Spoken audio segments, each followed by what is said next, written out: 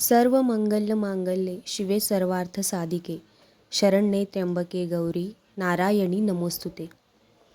नमस्कार, मी विशाखा स्वागत करते तुमचं माझ्या यूट्यूब चॅनलमध्ये. नवरात्र चालू आहे आणि आम्ही जात आहोत अंबाबाईच्या दर्शनाला.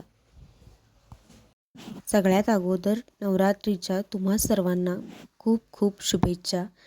आई अंबाबाईचा आशीर्वाद तुमच्यावर आणि तुमच्या कुटुंबावर सदैव राहो. संध्याकाळच्या वेळी आम्ही गेलो होतो. सध्या कोल्हापुरात पर्यटक आणि भाविकांची खूप गर्दी पाहायला मिळते. त्यामुळे कोल्हापूरचं वातावरण पावन आणि भक्तिमय झाले. एक वेगळीच ऊर्जा या वातावरणात जाणवते. बाहेरून आलेल्या भक्तांचे आणि पर्यटकांचे स्वागत करणारे फलक आणि कमानी जागोजागी उभारल्या गेल्यात.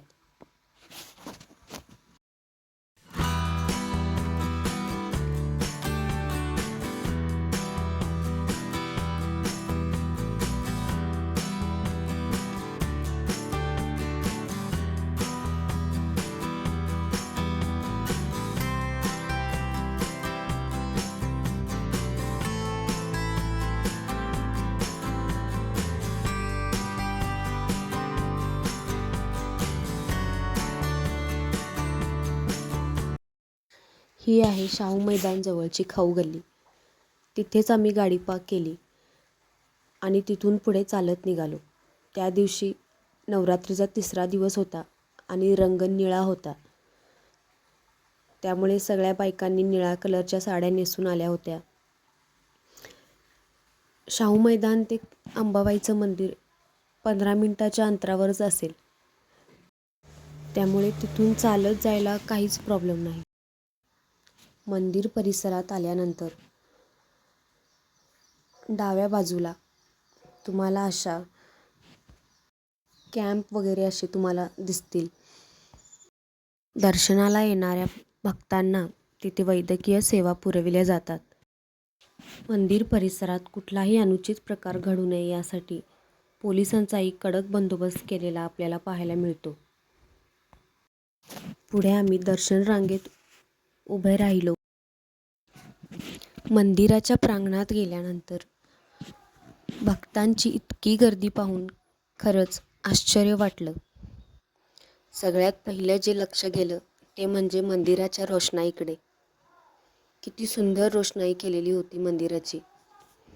किती छान सजवलेलं होतं मंदिर.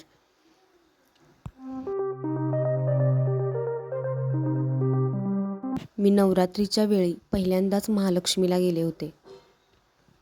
त्यामुळे ही सजावट आणि ही गर्दी पाहून मी खरंच आश्चर्यचकित झाले होते. 3.5 शक्तिपीठांपैकी मुख्य मानलं जाणारं कोल्हापूरचं श्री महालक्ष्मीचं मंदिर. अंबाबाईच्या मंदिराला 2000 वर्षांचा इतिहास आहे. मंदिरात महाकाली, महासरस्वती आणि महालक्ष्मी अशी 3 मूळ मंदिरे आहेत. मंदिराचं एक अत्यंत महत्त्वाचं वैशिष्ट्य म्हणजे या मंदिरात होणारा किरणोत्सव. मंदिराची रचना अशा प्रकारे केलेली आहे की सूर्याची किरणे थेट मातेच्या चरणांना स्पर्श करतात. त्यालाच आपण किरणोत्सव म्हणतो. फक्त किरणोत्सव पाहायला हजारो भक्त कोल्हापूरकडे वळतात आणि हा अत्यंत अद्भुत आणि दैविक असा अनुभव घेतात. जानेवारी, फेब्रुवारी व नोव्हेंबर महिन्यात वर्षातून 2 वेळा आपल्याला किरणोत्सव पाहायला मिळतो. अगदी सुलभ पद्धतीने आम्हाला मातेचं दर्शन झालं. समोर तुम्ही पाहत आहात हे मंदिराचे वेळापत्रक आहे. या फलकानुसार मंदिरातली दिनचर्या पार पडत असते.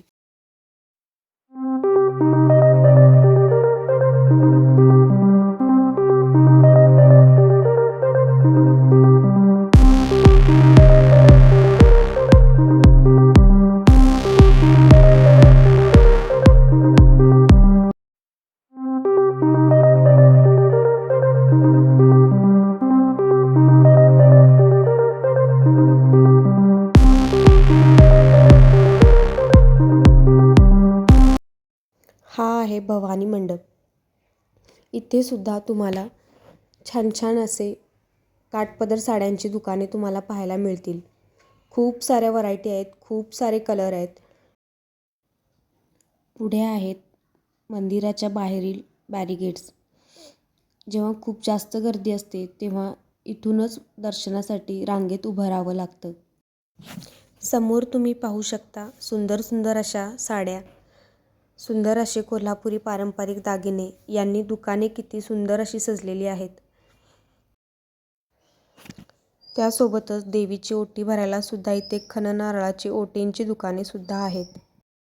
हे आहे मंदिराचे मेन गेट. मंदिराच्या बाहेर इथे तुम्हाला समोर LED TV दिसत असेल, जिथे मातेचे लाईव्ह दर्शन तुम्हाला पाहायला मिळेल.